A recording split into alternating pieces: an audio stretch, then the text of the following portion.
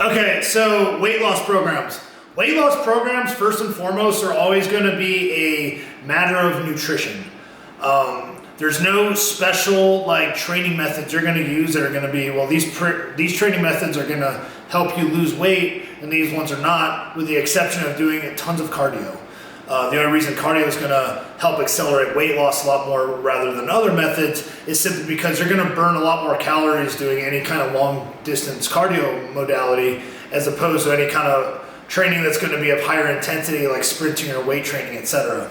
But the thing is, with a lot of people, the goal of a lot of weight loss programs, a lot of people are not necessarily interested in losing muscle mass. A lot of people are more interested in getting a toned or athletic looking physique.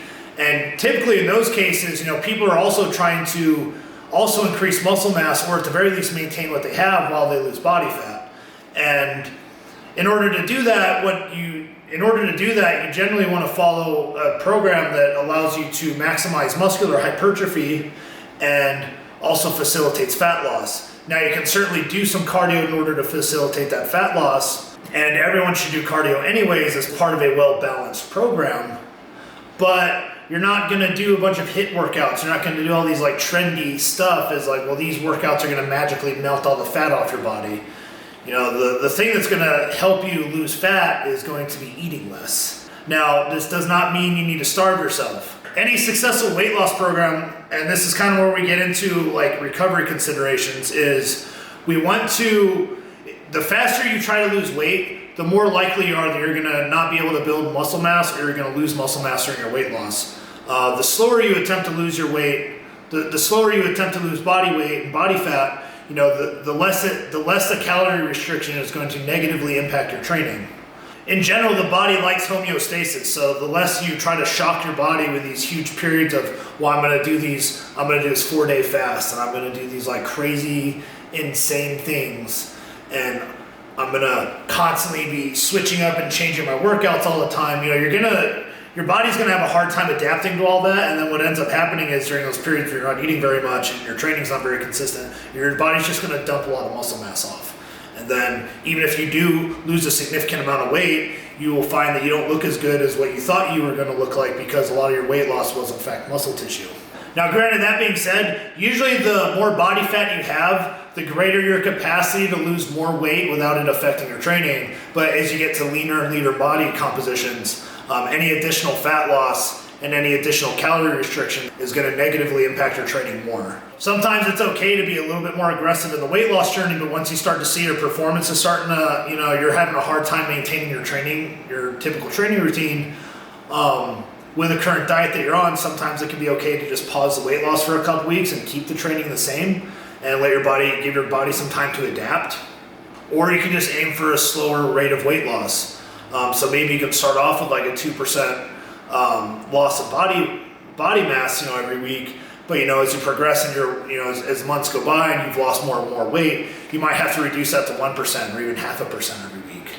And this is kind of the role that cardiovascular training is going to play in your weight loss program. So also as you lose more weight, a lot of times your metabolism will slow down a little bit to compensate for that, especially if you're also losing muscle mass.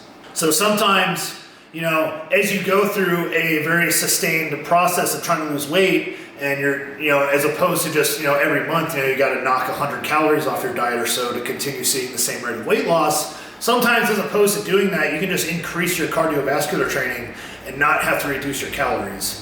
And that might just be a case of, hey, every day you're just going to do 100 calories worth of cardio as opposed to reducing your calorie intake by 100 calories. And for everybody, you kind of want to find that balance between, trying to maintain enough weight training that you can maintain your muscle mass, eating enough foods that you can feel your workouts, you can recover from them, you don't feel terrible all the time, and also doing enough cardio, but not so much that, you're just exhausted from doing cardio all the time and then that's negatively impacting your weight training. The main point of this video is just to kind of get at any weight loss program is going to be primarily affected by your nutrition. There's no magic weight loss exercise program, aside from the fact that you generally want to hold on to as much muscle mass as possible whenever you're trying to lose weight. And the only exception to that being people who are switching from, hey, like maybe I was a bodybuilder or I was a powerlifter before and they were at a heavier body weight and they've had a wild change in their goals and now they want to be a marathon runner or they want to be a really fast runner, for example, and they're willing to shed, 20, 30, 40 pounds of muscle mass so that they can run faster. Obviously, but that doesn't apply to most individuals. So anyways, that's just like my real quick video on just like weight loss, and we'll maybe get into more of that stuff later. But yeah, I just want to hammer that home before we kind of go into anything else.